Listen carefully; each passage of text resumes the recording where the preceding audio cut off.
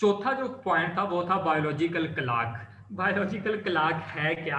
हमें अपनी ज़िंदगी में एक रूटीन लेके आनी है। मैं क्योंकि टाइम मैनेजमेंट पढ़ाता हूँ, टाइम मैनेजमेंट पे मैंने बहुत ज़्यादा लेक्चर दिए, बल्कि मैं समझता हूँ कि शायद अगर मैं किसी सब्जेक्ट की थोड़ी अलग जानता हूँ तो वो शायद टाइम मैनेजमेंट है। और इसको मैं बड़े शौक से पढ़ाता भी हूँ और इस पे मैं बड़े शौक से ट्रेनिंग भी करवाता हूँ, टाइम मैनेजमेंट। तो बायोलॉजिकल क्लॉक है क्या? इस जिंदगी में अल्लाह पाक ने एक हमारा कह लें कि एक शेड्यूल खुद से तरतीब दिया हुआ है। एक शेड्यूल हम बनाते हैं अपनी लाइफ का, अपनी डेली रूटीन का, एक अल्लाह पाक ने बनाया। मुझे बायोलॉजिकल क्लॉक का तस्वर कैसे आया? हम सुबह उठते हैं, मैं अभी भी जिस रूम में रह रहा हूँ वहाँ मेरे साथ ही एक घर है एक, और मैं जिस फ्लैट में रहता हूँ साथ घर में उन्होंने मुर्गे रखे हुए हैं। तो सुबह की अजान से पहले वो मुर्गे हमें उठा देते। वो मुर्गे, अल्लाह पाक ने एक नेचुरल अलार्म रखा हुआ है हमारे लिए।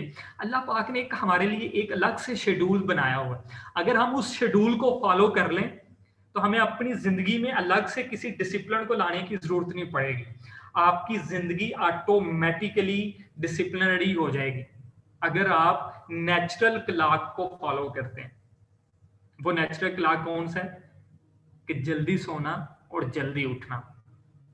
याद रखिएगा, हम सबसे ज्यादा वक्त जो जाया करते हैं ना, वो कह लें मगरिब से लेके रात 10-11 बजे तक की जो हमारी हमारी एक्टिविटीज होती हैं, आप सारे ऑब्जर्व कीजिएगा अपने मतलब। आप बेहतर जानते हैं, खुद को मेरे से ज्यादा जानते होंगे कि आपका जो ये शाम 6-7 बजे से लेके रात 9-10-11 बजे तक के दौरानिए में आप क्या करते हो? हम सबसे ज्यादा वक्त जाया करते हैं तो इस दौरान कर रहे होते हैं। कितना अच्छा हो अगर हम 9 से 10-11 बजे, 11 बजे से पहले पहले 9-10 बजे, 10 बजे मैक्सिमम या 11 बजे आप सो जाएं और सुबह 4 बजे 5 बजे उठ जाएं।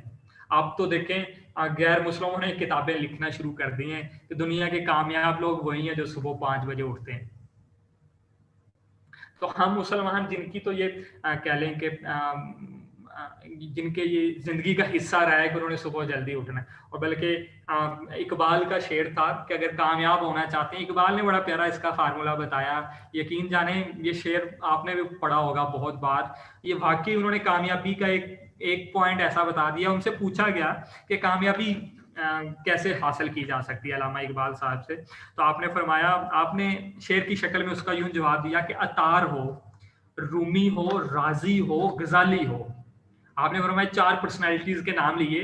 आपने कहा दुनिया का कोई कामयाब शख्स हो, किसी की मिसाल ले लें आप अपना कोई काम, अपना जिसको आप कामयाब समझते हैं आप उसको सामने ले आए।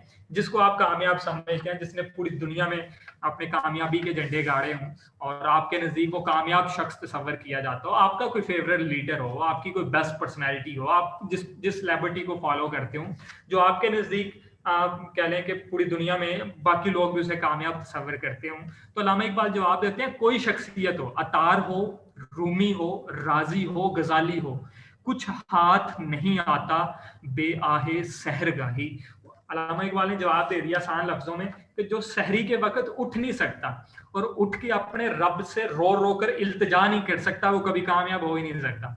आपने फरमाया अतार, रूमी, राजी, गजाली अगर आज मरने के बाद जिंदा हैं तो उसका राज सिर्फ यही है कि वो सुबह सहरी के वक्त उठकर अपने रब से इल्तिजा कर रहे होते थे।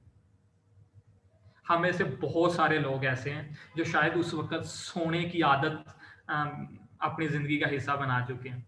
वो वक्त जो हमारे उठ जाने का वक्त होता था, बेदार होने का वक्त होता था, आज हमारे नौजवान उस वक्त सो रहे होते हैं। हमारी जिंदगी में सबसे बड़ी बेतरतीबी और डिसिप्लिन के ना होने की सबसे बड़ी वजह यह है कि हम रात को हमने जागना शुरू कर दिया और दिन को सोना शुरू कर दिया। आप यकीन नहीं जानेंगे, अभी थोड़ी देर पहले मेरी एक स्टूडेंट से बात हो रही थी तकरीबन 4:30 बजे। उसके जिम्मे मैंने एक असाइनमेंट लगाई हुई थी, तो उसका फॉलो कर रहा था कि भाई बताएं कहाँ पहुंचा वो काम। तो मुझे बता रहा था सर अभी मैं नाश्ता करके तो आपका काम सबसे पहले कर रहा हूँ, 4 से 5 घंटे में मुकम्मल हो जाएगा, तो मैं 11 बजे आपको रिपोर्ट करता हूँ।